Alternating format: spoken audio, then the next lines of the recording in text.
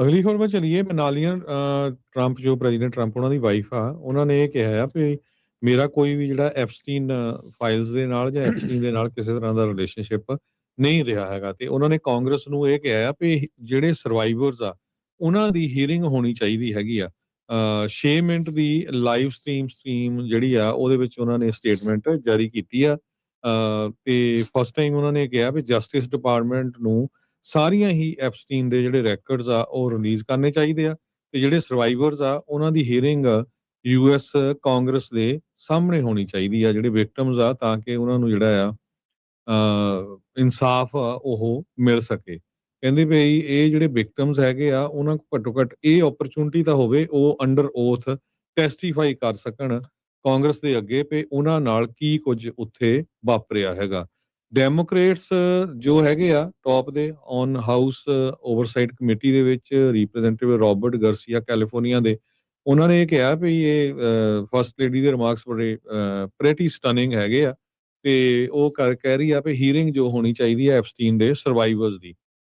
ਤੇ ਕਹਿੰਦੇ ਵੀ ਅਸੀਂ ਤਾਂ ਮਹੀਨਿਆਂ ਤੋਂ ਇਹ ਮੰਗ ਰਹੇ ਹਾਂ ਤੇ ਸਾਨੂੰ ਇਹ ਜਿਹੜੀ ਹੀਅਰਿੰਗ ਨਹੀਂ ਕਰਨ ਦੇ ਰਿਹਾ ਹੈਗੇ।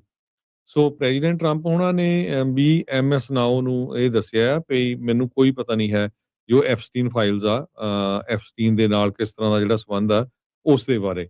ਸੋ ਅੱਜ ਫਸਟ ਲੇਡੀ ਨੇ ਇਹ ਜਿਹੜੀ ਸਟੇਟਮੈਂਟ ਆ ਉਹ ਜਾਰੀ ਕੀਤੀ ਹੈਗੀ। ਕਿਸੇ ਨੂੰ ਚੇਤਾ ਨਹੀਂ ਸੀ, ਅਚਨਚੇਤੇ ਜਿਹੜੀ ਇਹਨਾਂ ਦੀ ਲਾਈਵ ਸਟ੍ਰੀਮ ਆਈ ਹੈ 6 ਮਿੰਟ ਦੀ ਇਹ ਜਿਹੜੀ ਵੀਡੀਓ ਸੀਗੀ, ਉਹਨਾਂ ਨੇ ਕਿਹਾ ਵੀ ਨਾ ਹੀ ਮੈਂ ਐਪਸਟਾਈਨ ਦੀ ਵਿਕਟਮ ਆ ਤੇ ਨਾ ਹੀ ਮੈਨੂੰ ਟਰੰਪ ਦੇ ਨਾਲ ਐਪਸਟੀਨ ਨੇ ਇੰਟਰੋਡਿਊਸ ਕਰਵਾਇਆ ਸੀ, ਨਾ ਹੀ ਮੈਂ ਮੈਕਸਵੈਲ ਨੂੰ ਜਿਹੜਾ ਉਹ ਜਾਣਦੀ ਆ।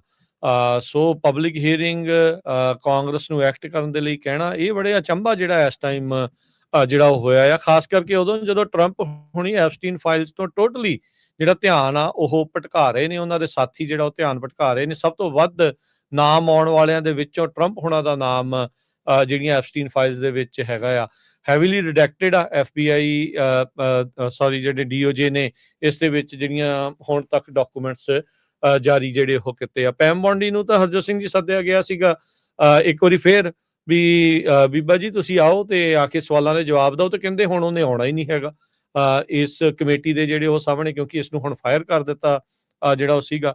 ਸੋ ਐਪਸਟੀਨ ਇਕੱਲਾ ਨਹੀਂ ਸੀਗਾ, ਮਿਲਾਨੀਆ ਟਰੰਪ ਦਾ ਇਹ ਕਹਿਣਾ ਹੈਗਾ ਆ। ਸੋ ਇਹ ਕੇਸ ਸੰਦਰਭ ਦੇ ਵਿੱਚ ਅਚਾਨਕ ਜਿਹੜੀ ਫਸਟ ਲੇਡੀ ਮਿਲਾਨੀਆ ਟਰੰਪ ਨੇ ਇਹ ਜਿਹੜੀ ਪਬਲਿਕ ਸਟੇਟਮੈਂਟ ਜਾਰੀ ਕਰ ਦਿੱਤੀ ਆ, ਇਹ ਹੁਣ ਦੇਖਣ ਵਾਲੀ ਜਿਹੜੀ ਗੱਲ ਆ ਕਿ ਇਹਦੇ ਵਿੱਚ ਹਰਜੋਤ ਸਿੰਘ ਜੀ ਆਉਣ ਵਾਲੇ ਸਮੇਂ ਦੀ ਕੁਛ ਹਰਕਤ ਨਹੀਂ, ਕਿਤੇ ਇਹ ਤਾਂ ਨਹੀਂ ਵੀ ਜਿਹੜੀਆਂ ਅਨਰਿਡੈਕਟਡ ਫਾਈਲਸ ਆਉਣ ਵਾਲੀਆਂ ਆ ਉਹਨਾਂ ਵਿੱਚ ਕਿਤੇ ਮਿਲਾਨੀਆ ਟਰੰਪ ਹੋਣਾ ਦਾ ਕੋਈ ਜ਼ਿਕਰ ਹੈਗਾ ਆ ਜਾਂ ਕੁਛ ਹੋਰ ਇਸ ਦੇ ਵਿੱਚ ਕੋਈ ਚੀਜ਼ ਜੁੜੀ ਆ। ਸੋ ਕਈ ਤਰੀਕੇ ਦੀਆਂ ਜਿਹੜੀਆਂ ਕਿਆਸਰਾਈਆਂ ਉਹ ਲੱਗਣੀਆਂ ਸ਼ੁਰੂ ਹੋ ਚੁੱਕੀਆਂ। ਮਿਲਾਨੀਆ ਟਰੰਪ ਨੇ ਜਿਹੜੀ ਪਬਲਿਕ ਸਟੇਟਮੈਂਟ ਵਾਈਟ ਹਾਊਸ ਦੇ ਬਾਹਰ ਕੈਮਰੇਜ਼ ਦੇ ਸਾਹਮਣੇ ਜਿਹੜੀ ਆ ਉਹ ਕੀਤੀ, ਪਰ ਰਿਪੋਰਟਰਸ ਦਾ ਕੋਈ ਸਵਾਲ ਜਿਹੜਾ ਆ ਉਹ ਨਹੀਂ ਲਿਆ ਹੈਗਾ। ਤੇ ਕਹਿੰਦੇ ਵੀ ਮਿਲਾਨੀਆ ਟਰੰਪ ਦੀ ਸਟੇਟਮੈਂਟ ਉਦੋਂ ਆਈ ਹੈ ਜਿੱਦਾਂ ਦੱਸਿਆ ਵੀ ਸਾਬਕਾ ਜਿਹੜੀ ਅਟਾਰਨੀ ਜਨਰਲ ਪੈਮ ਬੌਂਡੀ ਆ ਉਸ ਨੇ ਮਨਾ ਕਰ ਦਿੱਤਾ ਆ ਸਪੀਨਾ ਹੋਣ ਦੇ ਬਾਵਜੂਦ ਵੀ ਉਸ ਨੂੰ ਉਹ ਪੇਸ਼ ਨਹੀਂ ਹੋਊਗੀ ਕਮੇਟੀ ਦੇ ਜਿਹੜੇ ਉਹ ਸਾਹਮਣੇ। ਸੋ ਕਹਿੰਦੇ ਵੀ ਮੈਂ ਰਿਪਲਾਈ ਜ਼ਰੂਰ ਕੀਤੀ ਸੀ ਇੱਕ ਵਾਰੀ ਮੈਕਸਵੈਲ ਨੂੰ ਇੱਕ ਈਮੇਲ ਦੇ ਵਿੱਚ, ਜਿਸ ਦੇ ਵਿੱਚ ਉਹਨੇ ਇਹਨੂੰ ਇਹ ਲਿਖਿਆ ਸੀਗਾ ਫੋਟੋ ਦੇ ਹੇਠਾਂ, give me A call when you are back in New York. ਤੇ ਉਹਨੇ ਸਾਈਨ ਕੀਤਾ ਸੀਗਾ ਲਵ ਮਲੇਨੀਆ। ਸੋ ਸੈਕਸ ਟ੍ਰੈਫਿਕਿੰਗ ਕਨਵਿਕਟਡ ਆ ਜੈਫਰੀ ਐਪਸਟੀਨ ਵੀ ਸੀਗਾ ਤੇ ਮੈਕਸਵੈਲ ਵੀ ਸੀਗਾ, ਤੇ 20 ਸਾਲ ਦੀ ਸਜ਼ਾ ਇਹ ਇਸ ਟਾਈਮ ਜਿਹੜੀ ਮੈਕਸਵੈਲ ਆ ਉਹ ਕੱਟ ਰਹੀ ਹੈਗੀ। ਉਹ ਕਹਿੰਦੀ ਵੀ ਮੇਰੀ ਇੱਕ ਕੈਜੂਅਲ ਈਮੇਲ ਕੋਰਸਪੋਂਡੈਂਸ ਸੀਗੀ ਮੈਕਸਵੈਲ ਦੇ ਜਿਹੜੇ ਉਹ ਨਾਲ, ਪਰ ਇਹਨਾਂ ਨੇ ਮੰਗ ਕਰਕੇ ਇੱਕ ਹਿਸਾਬ ਦੇ ਨਾਲ ਹਰਜੋਤ ਸਿੰਘ ਜੀ ਡੈਮੋਕ੍ਰੇਟਸ ਦੀ ਗੱਲ ਨੂੰ ਹੋਰ ਮਜ਼ਬੂਤ ਜਿਹੜਾ ਉਹ ਕਰ ਦਿੱਤਾ ਵੀ ਹੁਣ ਤਾਂ ਵਾਈਟ ਹਾਊਸ ਦੇ ਅੰਦਰੋਂ ਵੀ ਆਵਾਜ਼ ਖਾਸ ਕਰਕੇ ਟਰੰਪ ਹੁਣਾਂ ਦੀ ਜਿਹੜੀ ਘਰਵਾਲੀ ਤੋਂ ਇਹ ਉੱਠਣੀ ਸ਼ੁਰੂ ਹੋ ਗਈ ਆ ਵੀ ਐਪਸਟੀਨ ਫਾਈਲਸ ਸਾਰੀਆਂ ਜਿਹੜੀਆਂ ਉਹ ਨਸ਼ਰ ਕੀਤੀਆਂ ਜਾਣ, ਤੇ ਨਾਲ ਦੇ ਨਾਲ ਉਹ ਇਕੱਲਾ ਨਹੀਂ ਸੀ, ਨਾਲ ਜਿਹੜੇ ਲੋਕ ਕੰਮ ਕਰ ਰਹੇ ਸੀ ਉਹਨਾਂ ਤੱਕ ਵੀ ਜਿਹੜਾ ਉਹਨਾਂ ਨੂੰ ਪ੍ਰੋਸੀਕਿਊਟ ਕਰਨਾ ਚਾਹੀਦਾ ਹੈਗਾ।